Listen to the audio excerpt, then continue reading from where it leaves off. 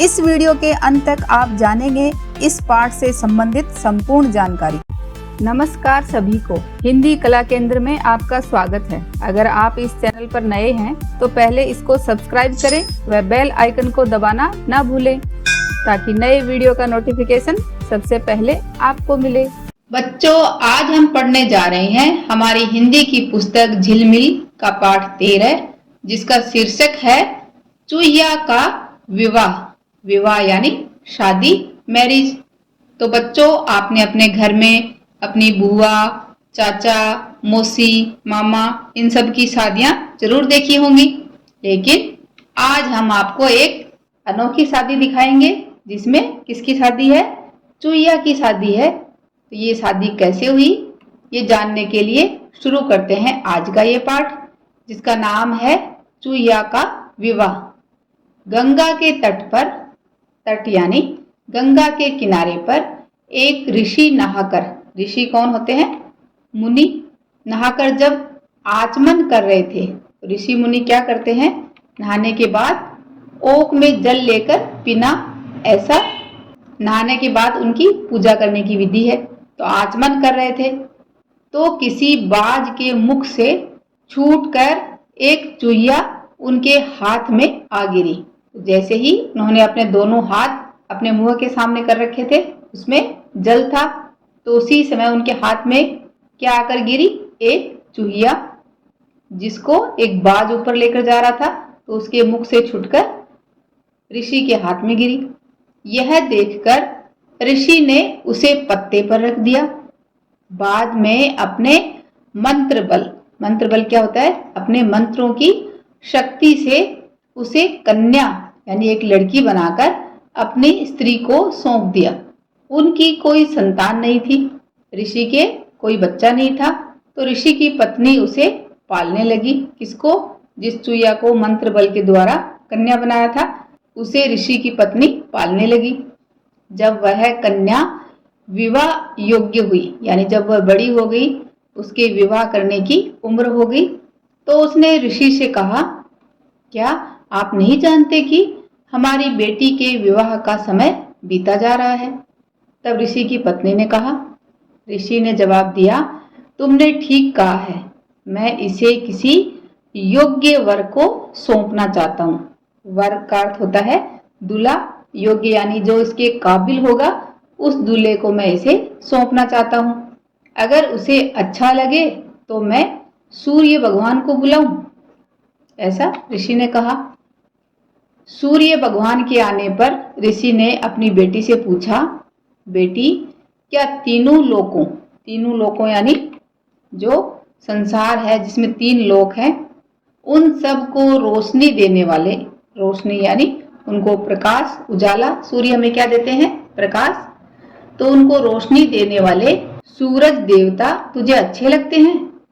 तब लड़की ने कहा, यह तो जलाने वाले हैं, इनसे भी अच्छे किसी और को बुलाइए। तो लड़की ने मना कर दिया कि ये तो जलाने वाले हैं, क्योंकि सूर्य हमें जब रोशनी देते हैं तो उनसे हम जलते भी हैं, तेज धूप देते हैं ना। तो ऋषि ने सूर्य से पूछा, क्या आपसे कोई बड़ा है? सूर्य ने कहा, मुझसे बढ़कर बादल है जो मुझे ढक लेता है। जब सूर्य की रोशनी को आपने देखा होगा, जब आसमान में बादल छा जाते हैं तो रोशनी कम हो जाती है। तो सूर्य ने कहा कि मुझसे बढ़कर तो बादल है जो मुझे भी ढक लेता है। ऋषि ने बादल को बुलाकर बेटी से कहा, बेटी, तो इनसे विवाह कर ले। बेटी बोली, यह डरावना है। क्यों कहा बादलों को डरावना? क्योंकि कई बार देखा आपने, मौसम जब खराब होता है तो काले घने बादल होते हैं, उनको देखकर डर लगता है ना। तो ऐसा बेटी ने बोला कि यह डरावना है, इनसे भी बड़े किसी व्यक्ति को बुलाइए। ऋषि ने बादल से पूछा, हे बादल, तुमसे भी बढ़कर कोई है? ऋषि ने बादल को पूछा कि भाई तुमसे बढ़कर कोई है? तब बादल ने कहा, मुझसे बड़े पवन देव हैं। पवन का अर्थ होता है हवा, तो हवा के देवता मुझसे बड़े हैं। उनके थपेड़े यानी उनकी चपतिया चपेटा खाकर मैं हजारों टुकड़े हो जाता हूँ। जब आपने देखा होगा आसमान में घने बादल होते हैं और अगर उसी समय तेज हवा चलने लग जाए तो बादल इधर उधर टुकड़ों में टूट जाते हैं।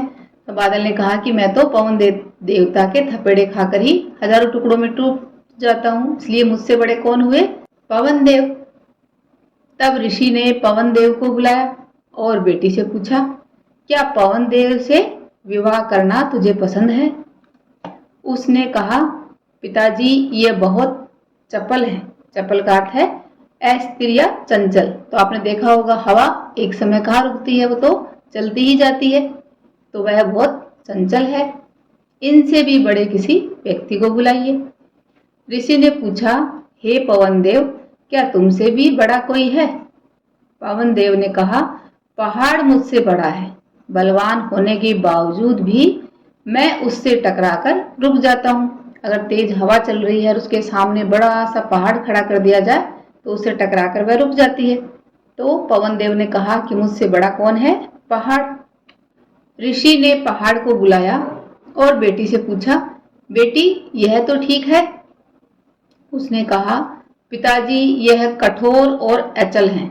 कठोर का अर्थ है कड़ा और अचल का अर्थ है स्थिर, यानी जो चलता ना हो। तो आपने देखा होगा बच्चों, पहाड़ तो बहुत कठोर होते हैं और एक ही जगह पर खड़े रहते हैं, चलते नहीं हैं, अचल हैं। तब चूहे ने कहा कि किसी दूसरे को बुलाइए। ऋषि ने पहाड़ से पूछा, क्या तुमसे भी बढ़कर कोई है? तब पहाड़ ने कहा, मुझसे बढ़कर चूहा है जो अपनी ताकत से मुझे छेद डालता है। छेद यानी सुराख या बिल बना देता है। आपने चूहे का बिल देखा होगा, है ना? आप में से किस किस बच्चे ने चूहे का बिल देखा है? आप मुझे कमेंट बॉक्स में लिखकर बता सकते हो। तो चूहे में ताकत होती है कि वो पहाड़ के अंदर भी छेद करके बिल बना लेता है। इस पर ऋषि ने चूहे को बुलाकर लड़की से पूछा, बेटी क्या चूहों का राजा तुझे पसंद है? उसे देखकर लड़की बहुत खुश हुई और विवाह के लिए तैयार हो गई। तो इस तरह ये अनोखी शादी हुई। तो इस तरह बच्चों ऋषि ने अपनी बेटी के लिए उसके योग्य वर ढूंढा।